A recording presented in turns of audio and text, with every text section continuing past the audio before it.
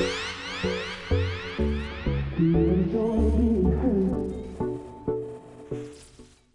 the way, I'm Jeff Kleinman. I'm the editor-in-chief of BevNet. You're going to be sick of me after a couple of days, or maybe already. One of the things that David discussed is the idea that your co-packer, your flavor house can really be a sort of guiding partner early on, and as you grow, you know, there's a certain amount of knowledge that just comes from handling account after account after account. One of the ways that we've seen this happen as well is on the packaging front.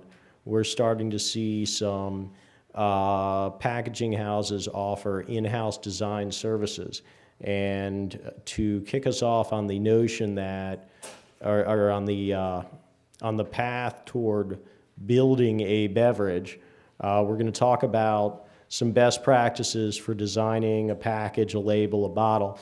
To do that, we have a representative from one of those fantastic packaging houses. We have Damien Moyal from ScorCreative, which is the in-house packaging arm of Amcor. Please welcome Damien Moyal.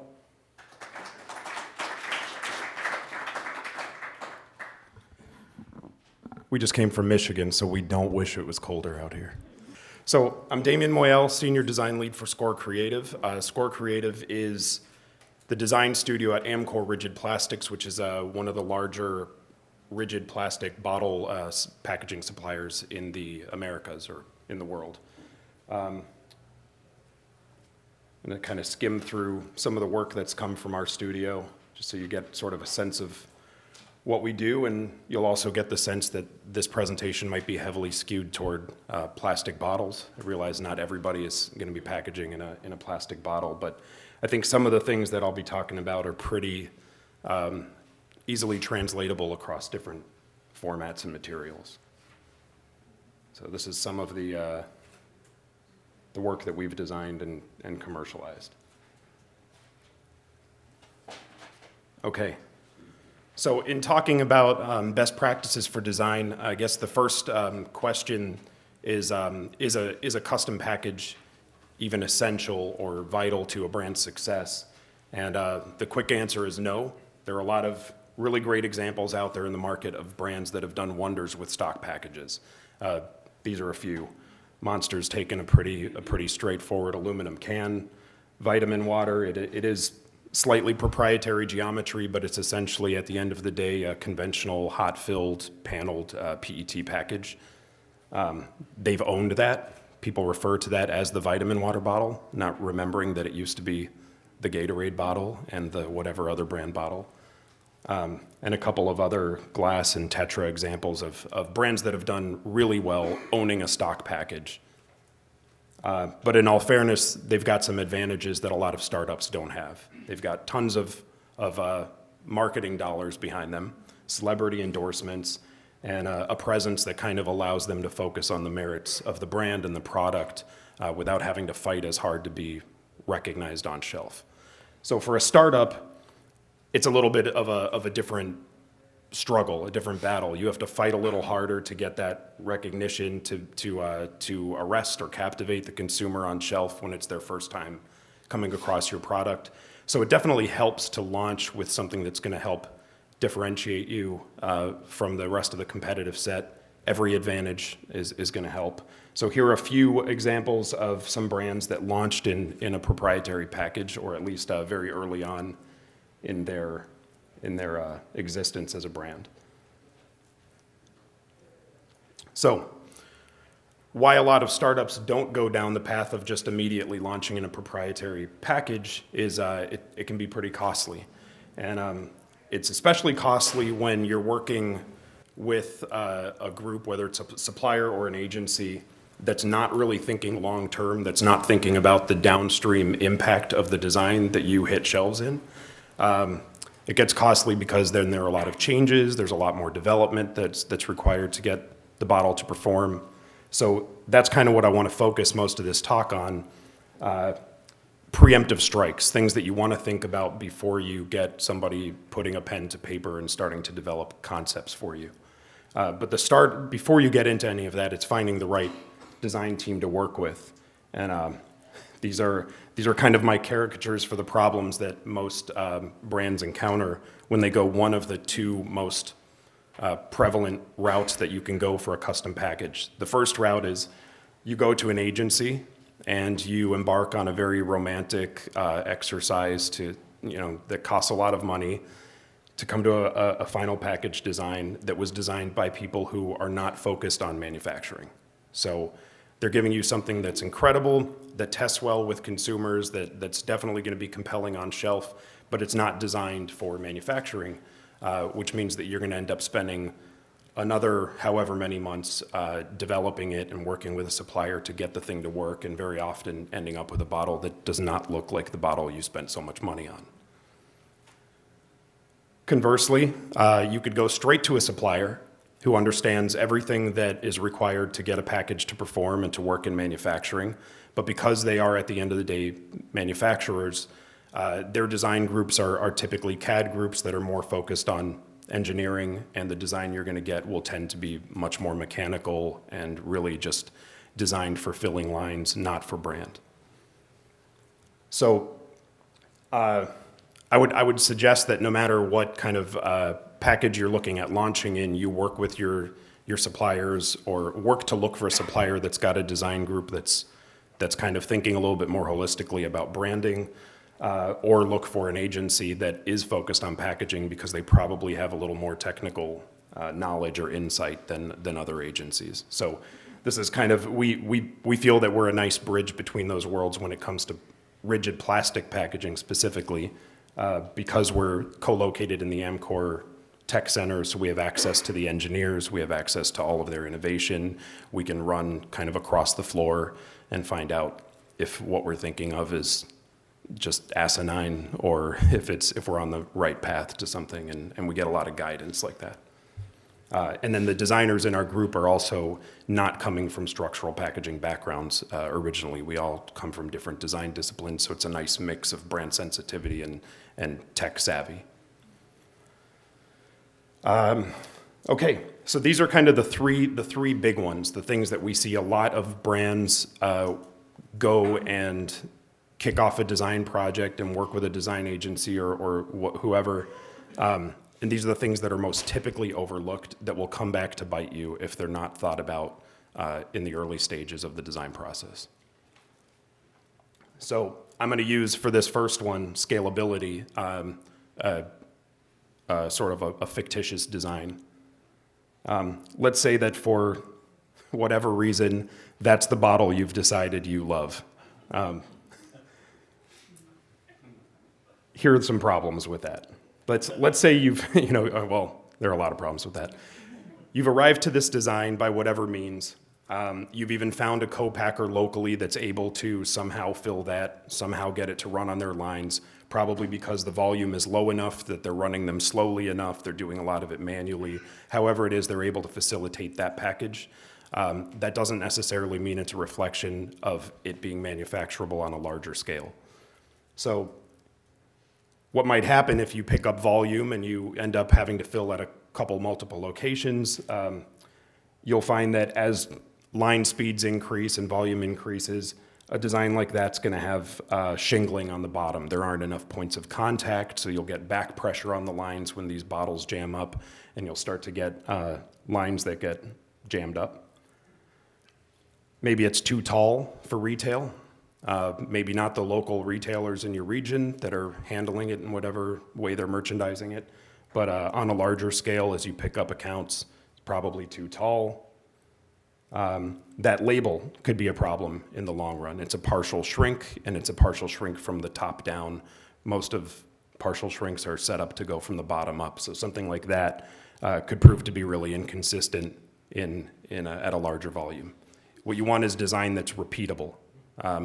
This doesn't mean you have to end up in a really mechanical kind of typical looking package. You just want to think about repeatability and scalability and something that's ambiguous enough to work on multiple co-packer lines. So your package that started off like this may end up looking more like that. You can still kind of retain some of the spirit of that concept in the grip area, those protruding spheres or whatever, but here you're using a cut and stack label. It's not the only labeling method at all that I'm kind of advocating here, but it's something a lot more repeatable, and I would argue that it looks better. So those are kind of things that you want to consider as you're thinking about the future and thinking about scaling up your volume and running at higher speeds in multiple locations. Another thing that gets overlooked is your filling process or your formula. Are they liable to change as volume increases? An example is if you were to launch in a really simple cold fill package and you were really all about that clean, unadulterated surface, you liked those clean lines, that nice little waste. But as your volume increases, you find yourself changing the formula and going hot fill to accommodate speed and volume for those efficiencies. Everything you loved about that bottle may end up being kind of thrown to the wayside as you start to build in hot fill technology to keep that bottle from deforming under vacuum. So a way around that is to sort of build in features that, even though they're kind of vestigial or not really functioning for a vacuum absorbing purpose in the beginning, they sort of serve as branded placeholders that may one day be replaced with functional structural elements. And here's an example of that. This was a design we did a couple years ago, cold fill package. But the idea is, of course, that they grow. And there's a good chance that as they grow, like other hydration drinks, other sports drinks, they'll end up going in hot fill route. Not a guarantee, but there's a good chance. So we made sure to build in features in the structure that serve absolutely no functional purpose right now for the performance of the bottle, but they're nice placeholders down the road if they go hot fill. The panels are already there waiting for functionality, and they might just need to add a rib or two to keep the upper and lower parts of the bottle from ovalizing. So think about whether the process you're filling at now is likely to stay the process you'll always fill at. And then, and finally, and this seems like a no-brainer, but this is something I think a lot of brands don't think about from the beginning, is just making sure that you've got equitable elements that you can use across multiple touch points in your brand's life. So I like this example. The bow tie is something Budweiser's always sort of had as a secondary design element, and a few years ago they brought it to the front, they redesigned it, gave it a little bit of movement. And they obviously had big plans for it because they wrapped it up pretty tightly. And they're starting to build that into their package. This is a really simple change, but it echoes that equity. It actually drives it. I would say that it wasn't really all that equitable. It had always been there, but it wasn't what you thought of when you thought of Budweiser necessarily. They're making sure it is now. And they're really doing a good job driving that taper through lines in their advertisement and just kind of pointing you to that narrow taper. Kind of the mother of all examples of leveraging the equity of your package across multiple touch points. Coca-Cola, that silhouette is used in absolutely everything, even their barcodes. Absolute does something similar with Coke across all of their ads. And even as an architectural element, this was from an Absolute house party. I thought that was pretty cool that all their doorways were shaped like the bottle. And it's not always just silhouette, it's also kind of other elements. Heinz has this pretty recognizable fluting scalloped shoulder, that the slope of the shoulder. They maintained that when they went from a round glass to a squeezable rectangular plastic package. And it was so recognizable that even as they ventured into other small kind of disposable servings, they still kept those elements in there.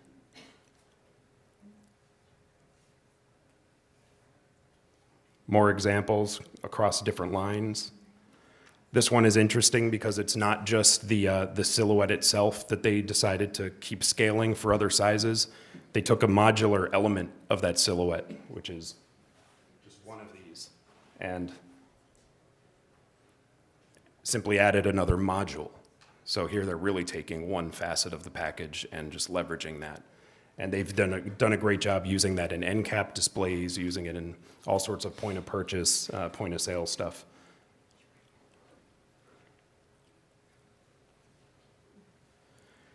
And this one's kind of fun because it's not a package at all. It's the product, but it's so iconic that they've done a pretty good job kind of rolling that across other mediums too. And this was an idea we threw at them a while ago for a paperboard handle.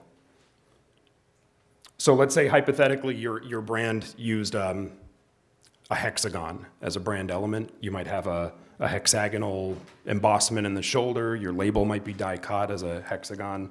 There are a lot of opportunities there. This is all hypothetical, but you could use a hexagonal coaster for promotional purposes. You could multi-pack in a hexagonal 4-pack. These are just things you kind of want to think about as you're designing your brand.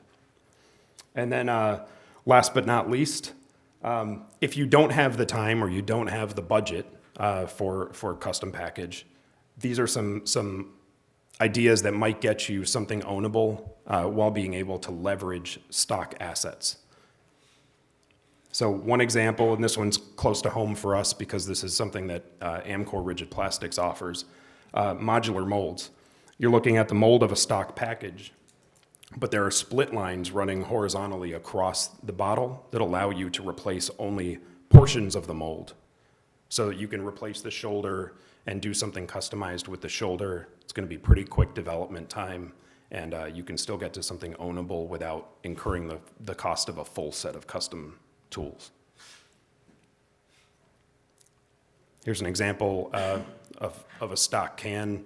They originally did this for hygiene purposes. I won't tell you what was ending up in the mouth of those cans, but they put these foil caps on there for hygienic purposes, and it's become an indispensable part of that brand, and it's also additional billboard area. So that's kind of a really interesting example of dressing up a stock package. Or these guys, stock beer bottle, stamped brown bag, wrapped, put in a really nondescript craft paper 6-pack. Another stock can that you've got to unwrap from tissue paper to reveal a stock can. And then finally, this is something we're always kind of frustrated that not more of our clients explore, but colorants, more applicable for PET or for plastic or glass packages. Talk to your supplier about what colorants are available or what kind of effects are available through colorant.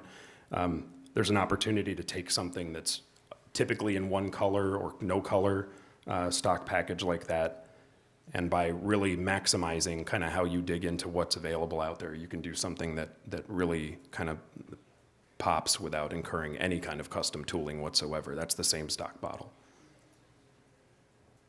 So that's kind of all that I have. Again, apologies for the plastic slant. It's where we're coming from, but just wanted to throw a few scenarios out there for you guys to explore or think about from the onset if you're not quite there yet in designing your package, and open it up for questions. Yeah, we have a few minutes for questions, and we have Christina Ng, who's our new Food and Beverage University editor, walking the floor with a microphone. There's a question right up here. Hi, Damien. Hi. How do you feel about the logo being vertical, like on the side? Is that a no-no? I've seen taglines, but I haven't seen very many logos, other than the GNC and the vitamin water. Yeah, it hasn't hurt vitamin water. No, it doesn't. But in general, how do you feel about logos of the brand? I don't know that there's really a hard and fast kind of rule against it or for it. I think it really depends on kind of what else is happening on the label. I guess if it's vertical, as long as it's still pretty legible, pretty easy to read, and people are able to tell what the promise of the product is without having to work too hard for it, it can still work.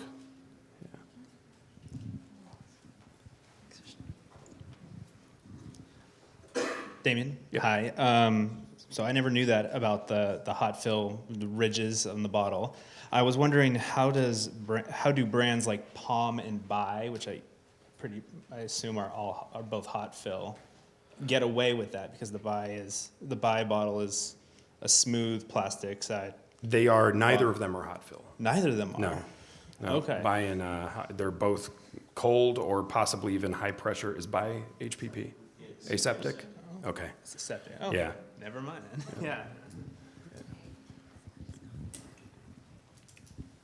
I should also add, though, there is kind of a reverse trend happening. Some brands that are, more fillers are being set up for cold filling. Yeah. So I think we'll start to see that be less of a threat in the future to your design. But it's been a problem up until now. Palm isn't a pasteurized beverage? POM is, I'm fairly certain, cold fill, right? Cold fill, cold shipped, cold stored. Yeah.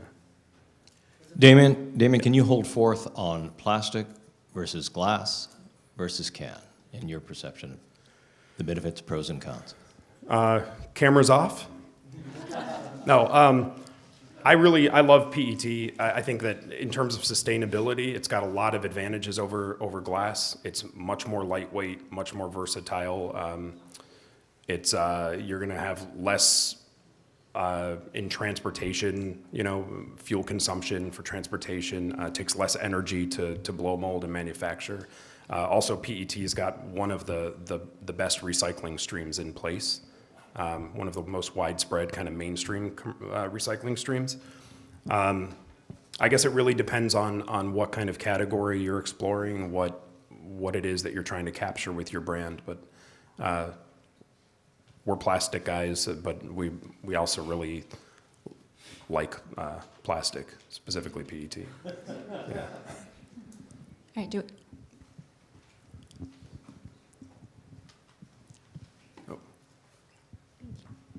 Hi, Damien. I wanted to know if there's any specific requirements for a bottle to be HPP'd to go through high pressure pasteurization. For example, does it have to have those harsh lines that the hot fill bottle has to have, or could it be smooth? Can be smooth. Most of them are. And smooth, okay. we've been doing a lot of work looking at what geometry works and doesn't work for HPP, because there can be potentially a lot of vacuum, but it's kind of a one-shot vacuum problem, not a progressive one. We've also been looking at a lot of cross-sections that lend themselves to being able to fill those baskets that go in the high-pressure tank, maximize that space best. But right now, yeah, most HPP packages are pretty smooth-walled. Okay, perfect. And you guys just design the bottle, or do you also sell the bottles themselves? Our group designs the bottle, but we are one small group within this very large manufacturing supplier organization. So Amcor develops, engineers, and manufactures and sells the packages. Perfect. Thank you, Damien. Mm-hmm. And then if there's time for one more, there's one right here. So I'm sorry, we don't have time for one more question, but our guys are here all afternoon and for the next couple of days. And please meet with them during the networking time, meet with them during the evenings or in the mornings. And also, if there are specific questions, CNG@BevNET.com is your new point of contact for all entrepreneurial questions. She is the face, voice, and brain of this new enterprise.